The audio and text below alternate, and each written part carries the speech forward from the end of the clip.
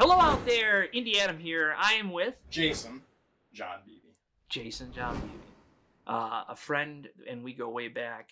Before we were starting, you asked me a question about why War, because War was made as an action figure, was not on this magical wall of physical media. Yes, it did. That is because I am giving you War. What? I am giving you War. He's a little dusty, Oh, man. but I am officially giving you War. You're awesome. So he didn't have a home up there. He has a home there. Right. My own action figure. Thank you, Adam. I meant to clean him off a little more, but just a little bit of, air. The sword comes out? Sword comes out. You can it's right. kung fu grip and everything. Kung fu. Oh, it's got some sublime. You can actually take the sword out and put it in your hand. Oh, okay. Is that your first action figure, by the way? Of me, yeah. Where does War rank on your character levels? On my character levels? Where do you because you played some unique characters in the day. Where does he rank on the character spectrum of the characters you've played? I don't know if I can throw a number out there, but being a huge fantasy fan my whole life and a warrior type fan, Arnold Schwarzenegger, Beastmaster. Well, that's what we call you. We call you the Buffalo Arnold. Yeah. I mean, it was super cool. Yeah. I can't really put a ranking on it, but it was super cool. The wardrobe. Because we have briefly talked about this wardrobe in other previous conversations. And I'm just curious, looking back all these years later, what do you think about the wardrobe of your character in that film?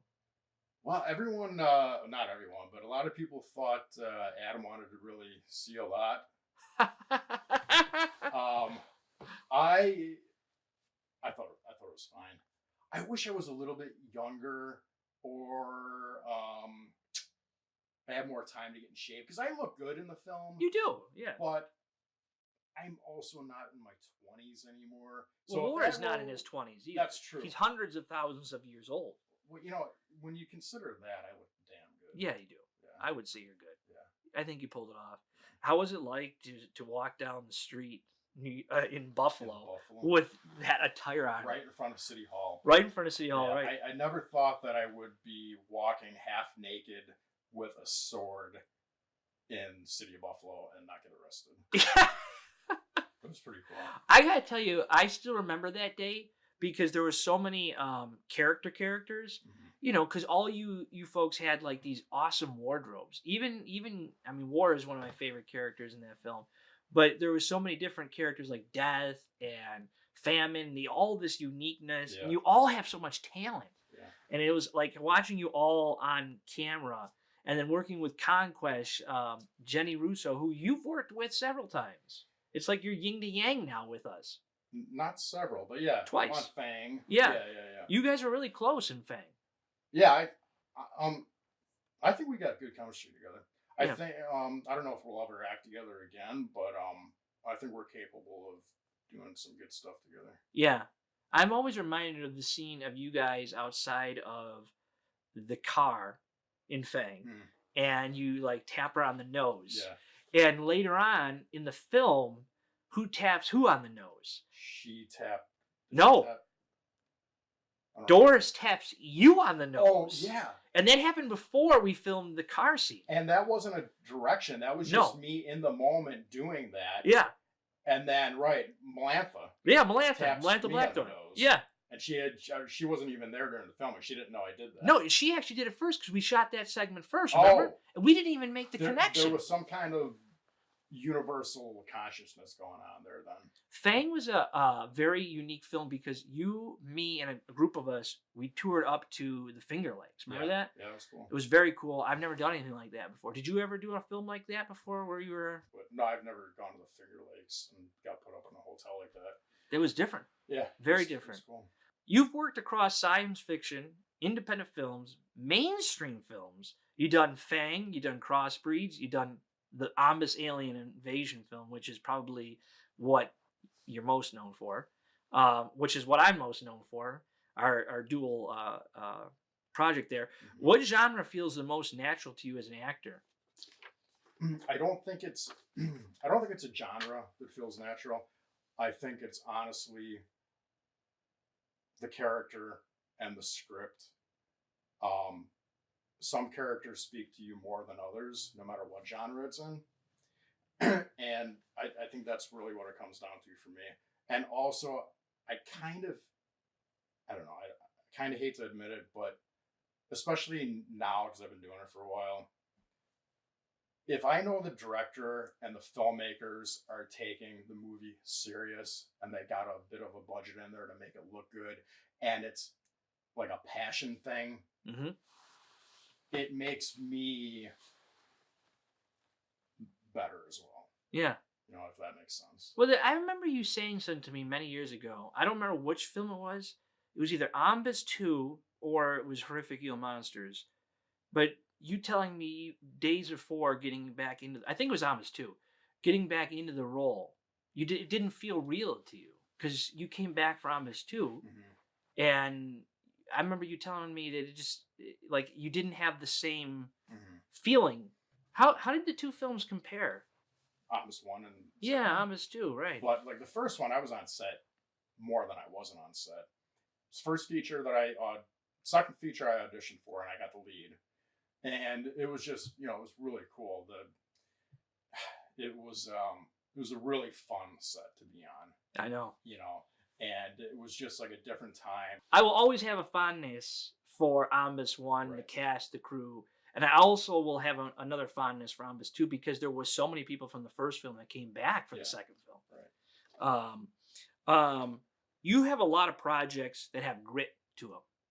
And there's a lot of energy in your films. I've seen you do a lot of different types of work in your day. It's just a product of the environment I got involved in film, being in Buffalo, New York, where there's not much Hollywood going on here. I didn't really travel and pursue it like I probably will one day look back on and regret.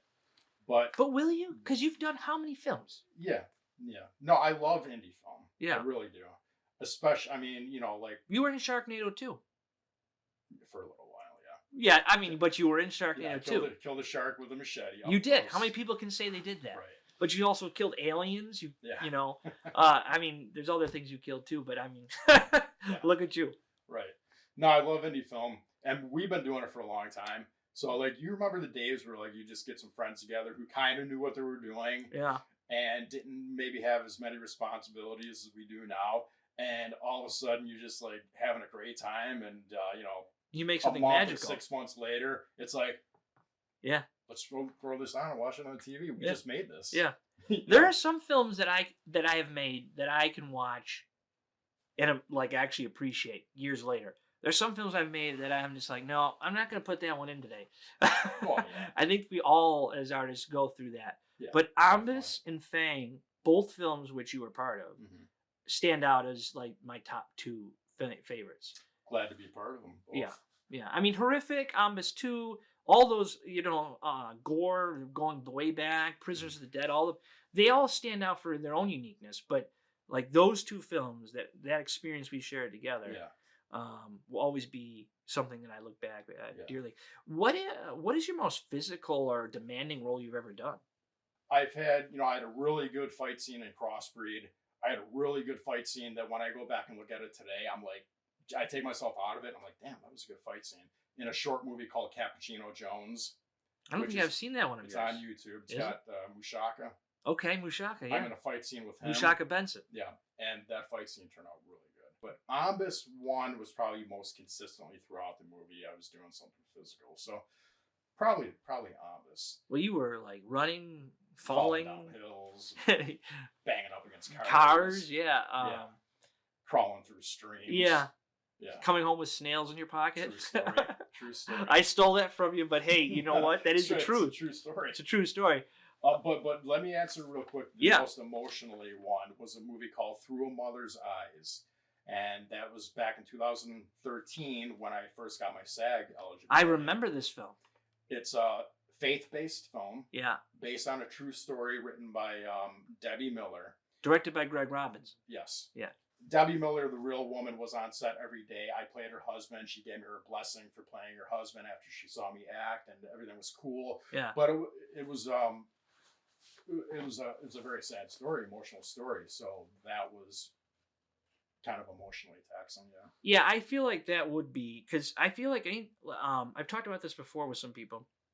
Crying on camera, I don't think it's very easy to do.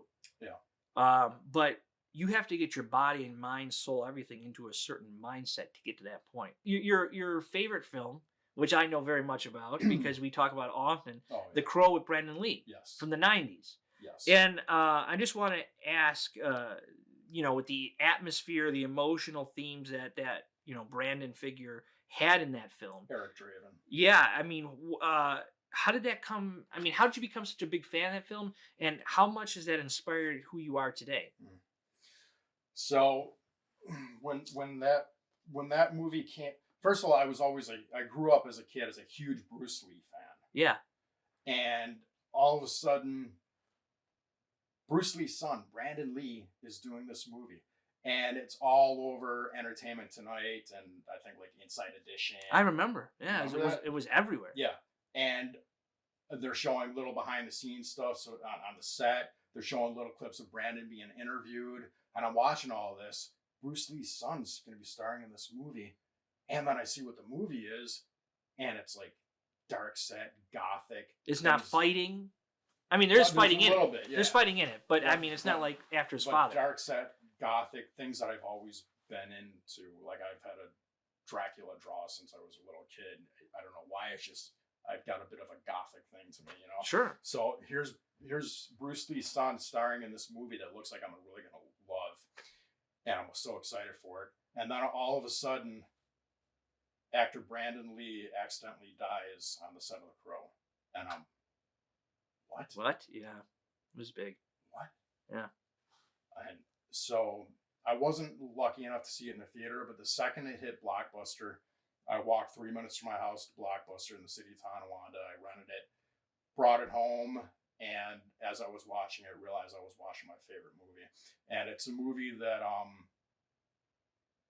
it speaks to me, and I don't know if I can explain why. I don't even know if I would want to explain why, but I just love it. I listened to the soundtrack over and over when I was younger.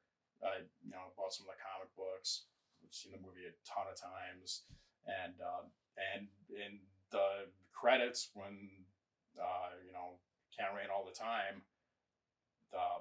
Knowing that Brandon passed away, I am on my couch alone with some tears. Yeah. Rochelle Davis, who played Sarah, right, in The Crow, and anyone who knows the movie knows Sarah Monster. As an adult, I actually hung out with her, and I never would have thought that 16-year-old me watching The Crow as an adult would be hanging out with one of the characters of The Crow. I become an actor. I somehow got connected with her on Instagram, sent her a message, and we were going back and forth talking, kind of forming a relationship on Instagram, talking. Yeah. And then one day she was coming to Buffalo for a signing. She messaged me. She's like, "Are you anywhere near this place?" And I was. She was doing a signing at the Buffalo Terminal, which I'm not that far from. Yeah. And I said, I'll try to make it there and whatever. And I couldn't make it. But when she wrapped up, she came over and we hung out in my living room for about an hour. Wow. How awesome is that? That is pretty cool. You've met a lot of people. You're talking about how, independent film, is this, but you've met quite a few people in your day. Can you name a couple other people that you've met? I kind of met Will Smith. I've met Alec Baldwin. I've met Daniel Baldwin. I've briefly met Vivica Fox, and she sat 4 seats down from me while we watched the premiere of Crossbreed. Oh, I've met Robert Forster. It's a shame that he passed away. He's a really nice guy. Kurt Angle. I acted in a scene with Kurt Angle and met him. And there's been others. Moving into Kung Fu Hustle, that's one of my favorites. And I'm curious, you got an opportunity to meet one of the stars of the film. Yeah. Did he tell you anything about it? Or, what is your thoughts on Kung Fu Hustle? So Kung Fu Hustle, I put it in a category as I put The Matrix. I do. Well, yeah, you have to. The first Matrix movie and 300. The movie 300. In my mind, those two movies changed how filmmaking was done. No one had seen anything like The Matrix before The Matrix. 300 changed fight scenes and how they were made, and I saw them both in the theater. Mm-hmm. Kung Fu Hustle is kind of the same in the same group as me, and you could argue maybe that like Mad Max Fury Road could maybe be in that category too. Yeah. But Kung Fu Hustle literally combined a little West Side Story. Actually, no, I would say it combined a lot of West Side I was going to Story. say, yeah, I could see inspiration there. Yeah. West Side Story, it combined fantasy, it combined Comedy? special effects, and a whole lot of Kung Fu theater. Yeah. And if you combine all that stuff into one film and you do it right, you get Kung Fu Hustle. Yeah. It's a very unique movie. It's a very fun movie. There's even some like Roadrunner cartoon influence. Yes, there is. I was about to say. Yeah. She hits the wall. She hits the roadside, and all you see is her bra flying. Yeah. It's like what? in a slipper, I think. Yeah. But yes, I really do like that movie. And when he's like stabbing the one guy by mistake. So, anyways, you met one of the actors in the film.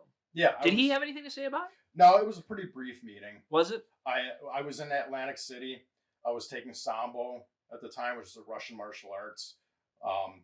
John Lehman was my teacher. You know. Oh yeah, John Lehman, for sure. Yeah. And we ended up in Atlantic City at basically like a martial arts convention / Comic-Con. Mm-hmm. And I had put on a demonstration in front of everyone with John, and then every other table did, and then they had like Renaissance Fair actors there and everything else. Walking through there at one point, and again I forget his name, but he come up to me, and he took my arm, and he puts it around his neck, and he goes, and at some point my phone got handed to someone, and they took the picture, and I said to him at some point, I was like, I'm an actor too. And he says just right away, I know, I can tell. Yeah. Really? And, yeah, and he was so energetic and almost kind of goofy. Yeah. Like in a good way. Like not like different than what I expected. Just like a real goofy energy he had to him. And then later that day we were all part of a banquet dinner, a martial arts Hall of Fame inductees, and he was up there being real serious as he was talking about that. But yeah, that was my brief meeting. Did he talk about I got a picture Kung Fu Hustle at that? No, because like I said, it wasn't that long of a meeting. It was enough to say I met him. No, at the convention or whatever you were talking about that you went to. I don't remember. No, this is over 10 years ago. Did you recognize who it was as soon as he did? Yeah. Oh, you did? Yeah. Switching up a little bit, are you a superhero fan? Yeah, not like I used to be, but yeah. I've been asking a lot of people this. DC. Mm-hmm. What do you think of the current state of the DC properties, like movie wise? So see, I don't know if that's a fair question because I kind of got sick of a lot of those movies because there's so many were being made. The continuity was kind of fucked. And like what was some of the last DC films that came out? Well, at the time of recording this would be Superman Legacy or whatever that was, which I saw that at the theater. What are your thoughts on that? I didn't like it at all. Yeah. He didn't feel like Superman to me. But I also grew up on Zack Snyder's, Henry Cavill. I grew up on Christopher Reeve. Yeah. Donner. Christopher Reeve. And in my opinion, he was born to play that role. Yeah. Christopher Reeve. Yeah. No, I like some of the Thor movies that have come out. I like Ghost Rider that came out years ago with Nicolas Cage. Yeah. Years ago. Yeah. Some of the Punishers and that. And if I had to pick a more modern Superman, maybe Man of Steel. Yeah. It was all right. Henry Cavill, I really thought was a great Superman. He had the look. Yeah. He had the story. Like that Man of Steel movie is very modernized to a culture that I don't think you could take a story like the Donner version. I don't think that could be made today like that. You know, where the Henry Cavill version or Zack Snyder version, I feel like that brought so much more modern to it. And then I feel like James Gunn came in and he just did a little goofiness.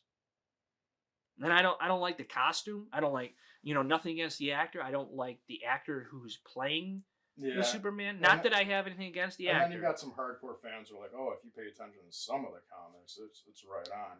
Well, apparently I didn't read those comics. Yeah. Um, I just I thought the trailer looked horrible. Yeah. And then I'm like, I'll give it a shot. I saw it in the theater. I'm like, I'm waiting for it to get better.